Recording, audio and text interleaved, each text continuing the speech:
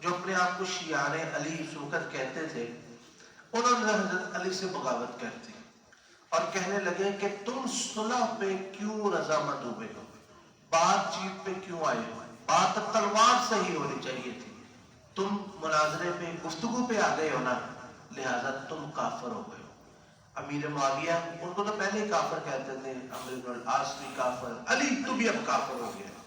تو یہ وہ لوگ تھے جن کو خارجی کہا جاتا ہے، یہ ان سے نکل گئے۔ آج تک یہ سوچ جو ہے امت میں ایک مضمون طبقے کی موجود ہے، انہوں نے علی کو بھی کافر کہہ دیا، سب کو کافر کہتے ہیں۔ اور جہاں حضرت علی رضی اللہ عنہ کے جھنڈے تلے لڑ رہے تھے، اب حضرت علی سے لڑنا شروع ہو گئے۔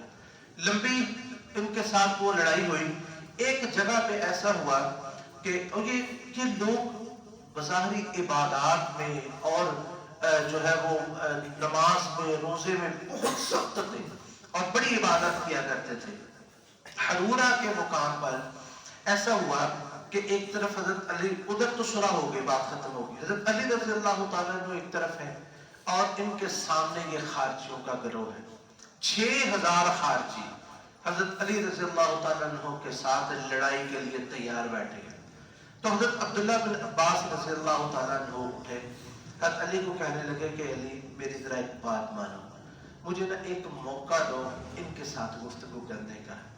حضرت علی فرماتے ہیں کہ مجھے ڈر ہے کہ تم ان کی طرف جاؤ گے تو یہ آپ کو قتل نہ کر دیں۔ کہتے ہیں نہیں، اللہ خیر کرے گا، مجھے ایک دفعہ جانے دو۔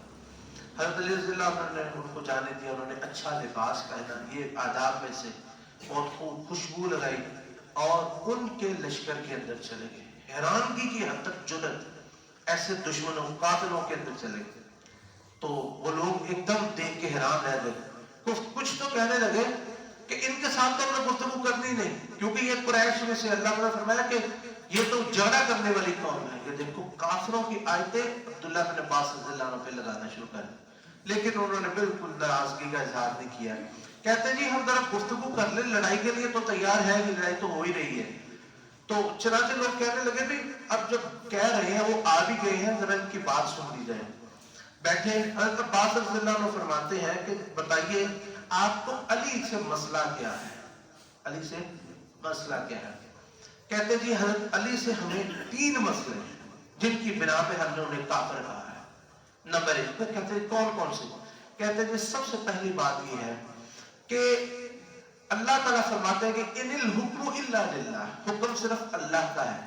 تو انہوں نے ابو موسیٰ اشعری کو حکم مقرر کر کے اور عمرو بن العاص کو حکم اور فیصل تسلیم کر کے کفر کا ارتکاب کیا، یہ کافر ہو گئے۔ اچھا ٹھیک۔ دوسرا مسئلہ یہ ہے کہ انہوں نے عائشہ رضی اللہ عنہا ان سے لڑائی کی، اور لڑائی کرنے کے بعد ان کو فتح ہو گئی تو انہوں نے ان کو لونڈیاں اور غلام کیوں نہیں بنایا؟ ان سب کو چاہیے تھا غلام اور لونڈیاں بنا لیتے اور ان کے مال لوٹ لیتے، یہ کیوں نہیں کیا؟ اگر تو مسلمان تھے پھر ان سے لڑائی نہیں کرنی چاہیے تھی، اگر کافر ہے تو پھر ان کا حق بند ان کو لونڈیاں اور غلام بنایا جائے۔ اچھا ٹھیک ہے۔ تیسرا مسئلہ کیا ہے؟ کہتے ہیں تیسرا مسئلہ یہ ہے کہ جس وقت انہوں نے صلح کی ہے، صلح میں یہ لکھا ہے کہ یہ علی بن ابی طالب اور امیر معاویہ کے درمیان صلح ہے، ان کو چاہیے تھا کہ یہ لکھواتے کہ امیر المؤمنین علی بن ابی طالب، انہوں نے کہا، لیکن شاید انہوں نے کہا تھا کہ یہ نہیں لکھنا، نے کہا کوئی نہیں نہ لکھو، کیونکہ انہوں نے کبھی آپ کی عمارت کو تسلیم ہی نہیں ابھی تک کیا تھا۔ تو انہوں نے لفظ جو امیر المؤمنین نہیں نہ لکھا، اس کا مطلب یہ امیر المؤمنین نہیں، یہ امیر الکافرین ہو گئے۔ انہوں نے امیر المؤمنین نہیں لکھا، باتیں سنے ذرا، تو یہ امیر الکافرین ہو گئے ہیں، لہذا یہ کافر ہے۔ حضرت علی فرماتے ہیں کہ اور مسئلہ ہے؟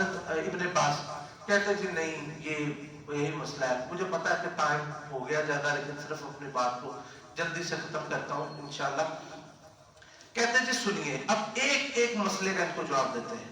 کہتے ہیں جی سب سے پہلی بات کہ آپ نے کہا ہے کہ قرآن مجید میں کہ ان الحکم الا للہ، کہ حکم جو ہے وہ صرف اللہ پہ چلتا، فیصلہ صرف اللہ پہ چلتا، انسان فیصلہ نہیں کر سکتے۔ فرماتے ہیں، میں تمہیں قرآن سے مثال دیتا ہوں۔ اللہ تعالیٰ نے قرآن مجید میں فرمایا کہ جس وقت تم حج کے لیے یا عمرے کے لیے جاؤ، احرام باندھا ہو، تو تم نے کوئی شکار کر لیا ہے، تو اس شکار کے بدلے میں تمہیں کوئی ایسا جانور دینا پڑے گا جو حد بالغ الکعبہ، جو کعبے تک جائے تاکہ تمہارے شکار کا کفارہ ہو جائے۔ اور اس کے لیے قرآن مجید نے کہا ہے کہ حکمین، دو جو ہے حکم اس میں ہونے چاہیے جو اس بات کا فیصلہ کرے کہ اس کو اس شکار کے بدلے میں کون سی چٹنی ڈالی جائے۔ فرماتے ہیں کہ یہ ایک خرگوش کا بندہ بھی شکار کرتا ہے تو وہاں اللہ تعالیٰ نے دو فیصل مقرر کر دیے ہیں، تو وہاں پہ زیادہ دو فیصلے کرنے والے ججوں کی ضرورت تھی، یا جہاں پہ مسلمانوں کا خون بہ رہا ہے وہاں پہ دو فیصلہ کرنے والوں کی ضرورت زیادہ ہے۔ کہتا جی واقعی بات تو صحیح ہے، یہاں زیادہ ضرورت تھی۔ دوسری مثال یہ تھی کہ میاں بیوی ان کی ناچاکی ہو گئی ہے، اب معاملہ سدھر نہیں رہا۔ اللہ تعالیٰ فرمایا کہ فَبْعَثُوا حَكَمًا مِّنْ أَهْلِهِ وَحَكَمًا مِّنْ أَهْلِهَا، ایک حکم فیصل لڑکے والے کی طرف سے ہو، ایک حکم یعنی فیصلہ کرنے والا لڑکی والے کی طرف سے ہو، یہ آپس میں بیٹھ کے جو معاملہ طے کرنے وہ معاملہ اس کو کر دیا جائے، یہی درست ہے۔ تو فرماتے ہیں کہ ایک عورت کی طلاق کا مسئلہ ہے تو اللہ نے دو حکم مقرر کر دیے، وہاں پہ دو فیصلہ کرنے والوں کی ضرورت زیادہ ہے یا جہاں مسلمانوں کا خون بہ رہا وہاں زیادہ ہے۔ کہتے واقعی ضرورت تو یہاں پہ، کہتے ہیں اس لیے یہاں پہ علی نے اور معاویہ نے حکم مقرر کیا۔ اچھا جی، دوسری بات کہتے ہیں کہ پھر مجھے بتائیں کہ جب یہ لڑائی ان کے ساتھ کی تو ان کو لونڈیاں اور غلام کیوں نہیں بنایا؟ ان کو چاہیے تھا جتنے تھے سب کو قید کر لیتے۔ حضرت عبداللہ بن عباس فرماتے ہیں مجھے ایک بات بتائیے، تم میں سے کون سا ایسا بدبخت انسان ہے جو ام المؤمنین عائشہ کو اپنی لونڈی بنانا پسند کرے گا؟ مومنوں کی ماں ہے جن کے ساتھ نکاح حرام ہے، کون ہے جو اس کو اپنی لونڈی بنانا چاہے؟ ایک دم سب خاموش ہو گئے، کہنے لگے جی کوئی بھی نہیں ایسا بدبخت۔ کہتے ہیں اگر ان کو نہیں بنا سکتے تو ان کے جو تحت جھنڈے کے تحت لڑ رہے تھے ان کو کیسے تم لونڈیاں بنا سکتے؟ کہتے ہیں ٹھیک ہے، یہ بھی مسئلہ حل ہو گیا۔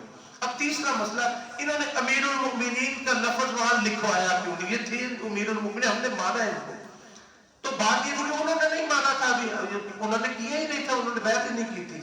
فرماتے ہیں کہ دیکھو جس وقت حدیبیہ کا مقام تھا اور کافر تھے وہ لوگ، انہوں نے آ کے کہا کہ جس صلح ہونے لگی تو لکھا میں محمد بن عبداللہ رسول اللہ، کہ یہ محمد بن عبداللہ اور رسول اللہ صلی اللہ علیہ وسلم کی طرف سے لکھا جا رہا ہے، تو معاہدہ لکھا جا رہا ہے۔ تو انہوں نے کہا کہ اگر یہ معاہدہ ہم آپ کو رسول اللہ ہی مان لیں تو پھر ہماری تو جنگ ہی ختم ہو جاتی ہے۔ آپ نے فرمایا علی، لکھ کون رہے تھے؟ علی، وہاں پہ علی ہی لکھ رہے تھے، تو علی کو کہا علی رسول اللہ کا لفظ کاٹ دو۔ تو علی فرماتے ہیں میرے ہاتھ یہ دوبارہ نہیں کرتے، میں یہ کاٹوں، انہوں نے کہاں لکھا ہے؟ اب انہوں نے بتایا نبی علیہ السلام نے ہاتھ سے رسول اللہ کا لفظ کاٹ دیا۔ تو فرمایا کہ اگر علی رسول اللہ صلی اللہ علیہ وسلم نے صلح کی خاطر رسول اللہ کا لفظ کاٹا ہے تو امیر المؤمنین تو رسول اللہ سے نیچے ہی ہوتے ہیں۔ تو یہ تینوں باتوں کا ان کو جواب دے دیا۔ بات ختم ہو گئی، کہا جی ختم ہو گیا۔ تو عبداللہ بن عباس پیچھے آ گئے، ان 6000 میں سے 2000 لوگ عبداللہ بن عباس کے پیچھے توبہ کر کے واپس آ گئے۔ تو یہ ہوتا ہے گفتگو کے ذریعے سے، اور اچھے گفتگو کرنی، مخاطب پورے ان کے آداب میں کبھی گفتگو پورے ان کے آداب کا ذرا اندازہ کریں وہ کیسے ان کی گفتگو ہوئی۔